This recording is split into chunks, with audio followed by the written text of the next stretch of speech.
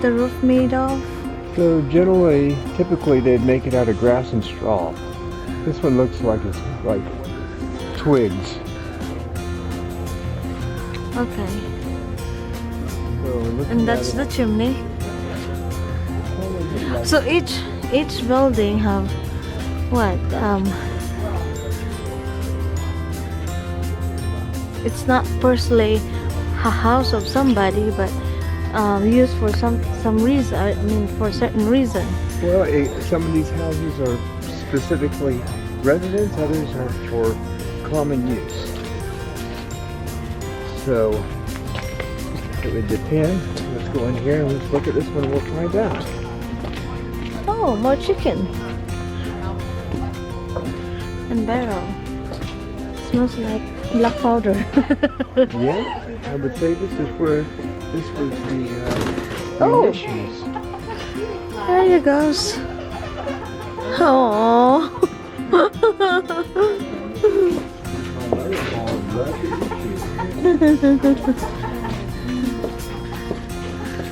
Yeah, little kegs of powder like this.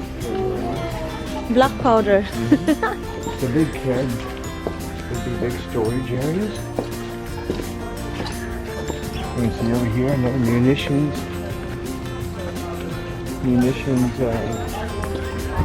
area. Smells black powder here. And that's because he's been shooting off the gun. Some of these look more like Oh, look at those! Look at those balls. right. Those are for like cannonballs. Those are cannonballs. Like that. I'm gonna zoom.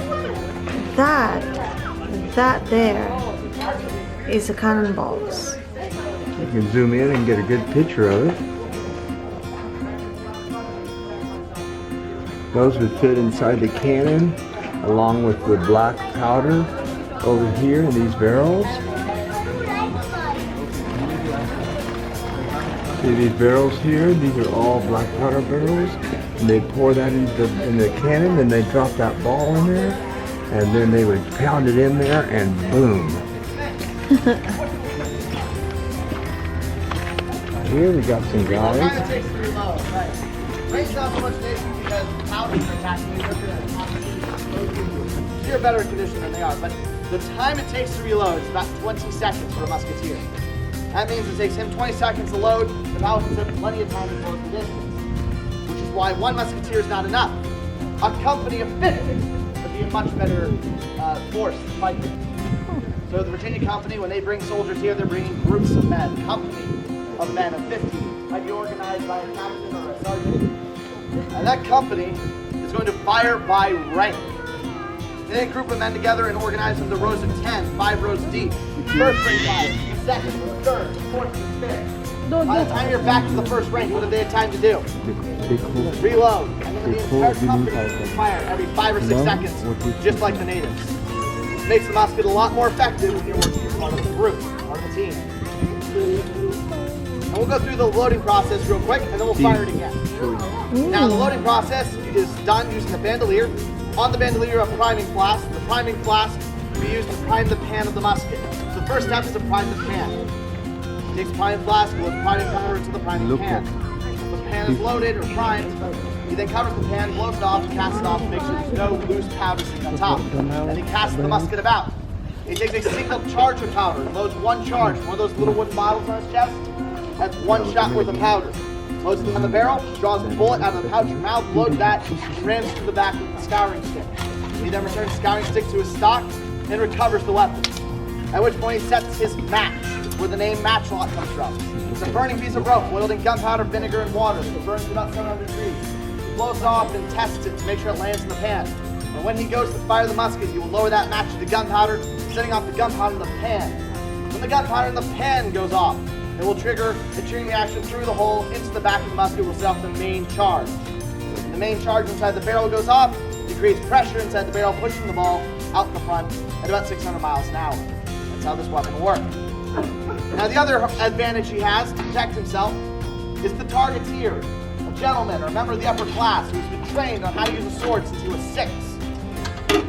Give him a sword, shield, armor, set them in front of the musketeers for the musketeers to fire over in defense of the muskets. That way you have a front line of hand-to-hand combat trained infantry who are also warding the arrows, keeping them from getting you directly. That's going to protect him, give him more experience, right? And I, as a target shooter, are protected by his musket shooting over my shoulder and hitting the enemy before they reach me. Working together, the targets here and the muskets here proved to be a very important force here in Virginia. Right? Alright. Musketeers, for terrorists! Musketeers, for march! Sight, face, and fire!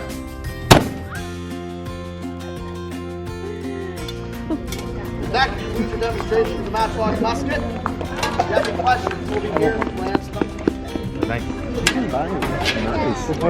Armor finished the obstacle course 6 minutes faster than the modern soldier. Because overall, the weight distribution and the weight itself is not as burdening to the individual. Not to mention, it's meant for maximum mobility because it's made individually. While the modern day soldier's armor is kind of one size fits this general size. It's just not as contoured properly. So it all comes down to training and weight distribution when it comes to these weapons and the armor.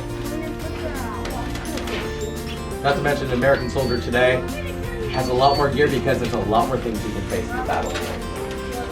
So naturally you're going to be carrying lots more gear, lots of variety of tools.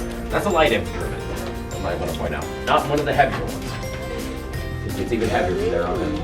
But you guys are walking into the corps de garde or guardhouse, where the soldiers will report for guard duty and operate out of. This is the center of operations for the military. Not quite a armory. As I was saying earlier, the muskets, their swords, or weapons are all going to be held with you at any given moment because the weapons are not standardized. We're entering the church. Oh, look at that. So the pastor, the priest, or whatever. Pastor, there was no priest down there. No priest. So you have to remember that during this time, Catholics were not even allowed in the country. Because in the New America, people were Protestant.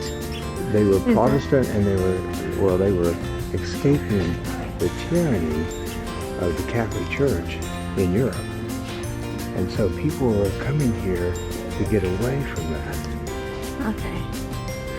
So, and there's the podium. Okay. So where's the podium?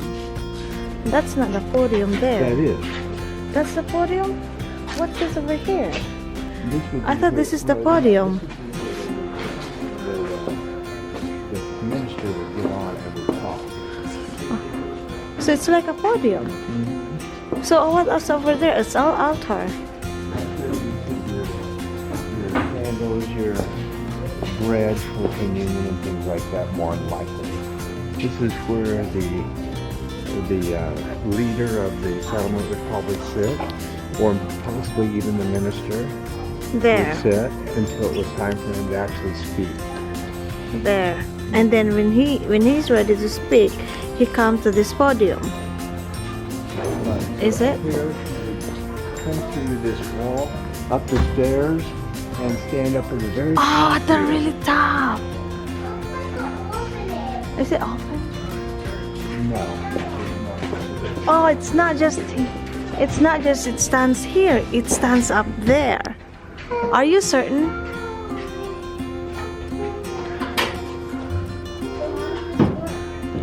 Are you certain? Oh, look at that.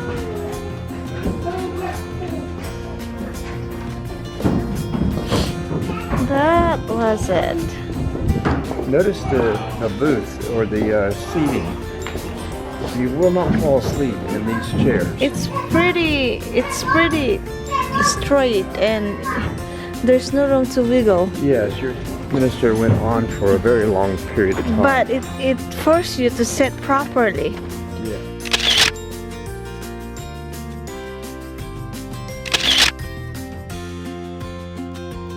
We have one more building to go see before we leave Jamestown. Before we leave the settlement, at least. This is probably the library. Oh no, the merchandise area. You think? This is probably the common area.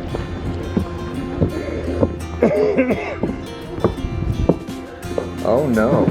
Oh. This is the aristocrats or probably. That's pretty tight for a bed. Probably the leader of the settlement. Not rich.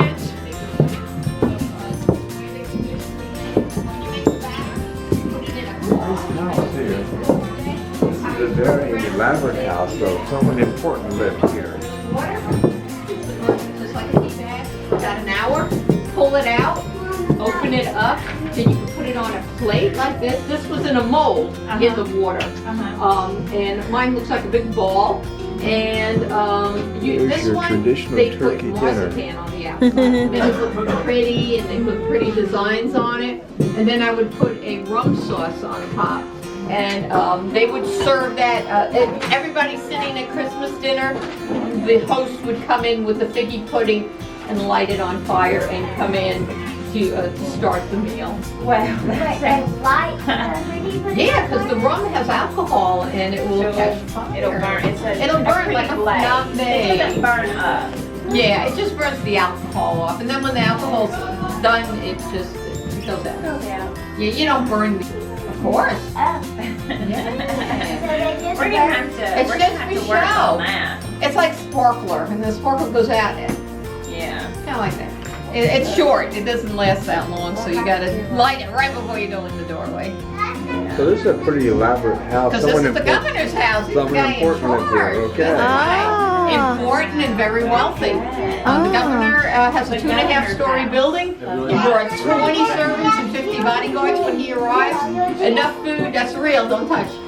He's got those are fish. He brought enough supplies for over a year That's with it. him when he arrives. So the governor is going to have a fancy food spread like this, either one or combination thereof of things that you see here on the table. That's turkey stuffed with onions, and the things on the outside are carrots. Carrots weren't orange yet; they were white, cream, or yellow. That's starry pie, which is a fish pie. This is a rabbit pie with turnips and onions in there. This over here is a pork pie. And these are gingerbread tarts with candied lemon rinds. It is winter time, so the fruits are going to be different. You don't have blueberries and strawberries. You have pears and apples and even all kinds of nuts like walnuts. This is cheese, so wine, fruit, and cheese would be something that he could eat too. This is figgy pudding with marzipan on the outside, and these are banberry tarts, which has dried fruits in there. So you mix dates and nuts and raisins, currants. You mix it up with cinnamon, and it makes it really dark looking. So it's kind of like what you would say, that looks like a Christmas cookie, but it's a banberry tart. This was, I mean, it took a few years to be able to make anything like this. Now, when the governor comes over here, this is what he's eating. Somebody's able to create. He brought 20 servants. But this is our Foods and Feast weekend. So this is we had volunteers that did this for us. We're actually cooking in the other buildings right now. But when they come in, they like to cook for the governor, and they make these fancy foods for us. And the governor is in this building with his fancy bed. Yes. Desk. Yep, 1610 is when he comes over, and he's bringing all his furniture with him. He's bringing 20 servants to take care of him. He leaves the wife and the kids at home. 50 bodyguards with him. Fancy clothes and all this dishware to show off when he is serving and entertaining guests. That might be the captains on the ships or any dignitaries that are coming here. 1610. Interesting. Yes. So Did he live, the first governor? Yeah, he was here for about 10 months before he got sick. Then he left, and then his second and third in command, Thomas Gates and Thomas Dale, took over. But didn't Jamestown go through a big struggle during 1609, 1610? 1609 to 1610 is the starving time. He wasn't here yet. Okay. But that was 6 months when they were surrounded by Powhatan Indians. Right. Oh. Yeah. Everything is real. Everywhere you go outside our museum is all real. The stuff in the museum is real, but that's like 400 or 500-year-old stuff. Right. Wow. Yeah, but we're not. Thank you very much. Thank you. Yeah.